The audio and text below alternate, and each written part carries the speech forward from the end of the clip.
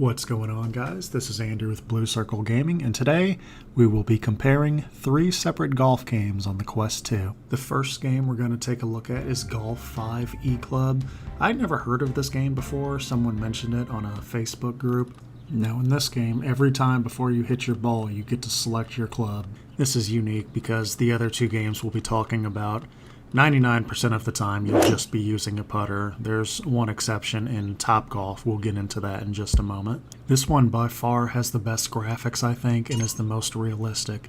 If you're looking for more of a simulator as opposed to an arcade golfing game, I would definitely recommend this, especially if you're someone who's into golf in real life. The biggest difference between this game and the other two are mainly Putt-Putt, even though some of the courses on there are kind of crazy.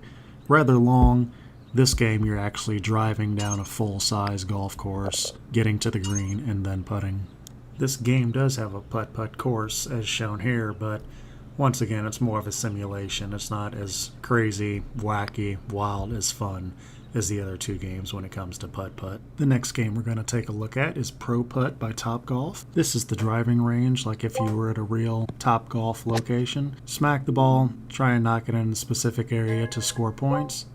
This is one of the few examples I was talking about earlier where you will use something other than a putter in this game. There's also cornhole here and a couple other small mini games. As you can tell, there's a YouTube player on the wall, so it lets you listen to music. Really, you can listen to any YouTube video while you play around here. Definitely cool. My favorite game here would have to be the Quick 9 putting. In this mode, you don't have to get it in the hole, but the closer you get to it, the more points you'll get. You get 9 balls, and you try to get as many points as possible before you run out of balls. Jumping over to the putt-putt side of things, one thing I like about this game is if you push down on the stick, you go into like a bird's eye view and you can teleport around the course to see exactly where you need to hit the ball, and then when you go back, you've got a better idea of where you need to go. This game is much more of an arcade style as opposed to Golf 5, which, like I said, is more of a simulation golf game. Taking all the Top Golf lounge stuff out of it and the mini games there, unfortunately there's only really 4 putt-putt courses in this game, which is a little bit short, to be honest with you.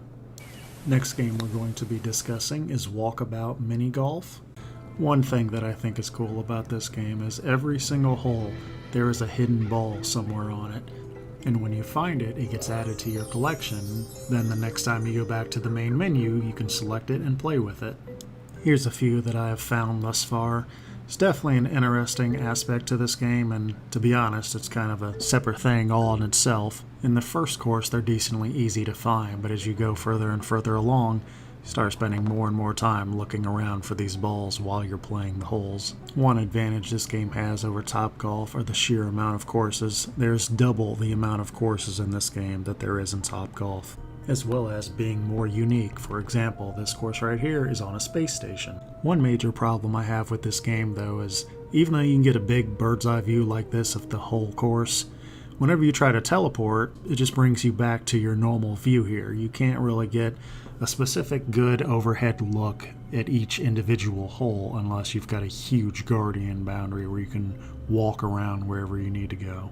With that being said, I definitely do think these courses are way more unique, more wild, more wacky, more thought out, more detailed. I mean, look at this course here. You're at a big castle, you've got holes above ground, got holes down below. This course here, we've just got a lot of different things going on. Very beautiful, very well detailed. Most of the courses in this game have a unique last hole. For example, in this one, you want to hit the ball just right so it goes to the number 1, not too hard, not too soft. But to finish things up, my personal order in which I would recommend these games, being someone who's not big into golf in real life, Walkabout Mini Golf would be the first, Top Golf, Pro Putt would be the second, and then Golf 5 E-Club would be the third. All 3 of them are great games, but personally I prefer more of an arcade style as opposed to a simulation style. Thank you for watching. I hope this helped you make a decision as far as which golf game you're going to purchase. I have multiple tilt brush tutorials as well as in-depth reviews of other Quest games. Thank you for your time, and I will see you all on the next one.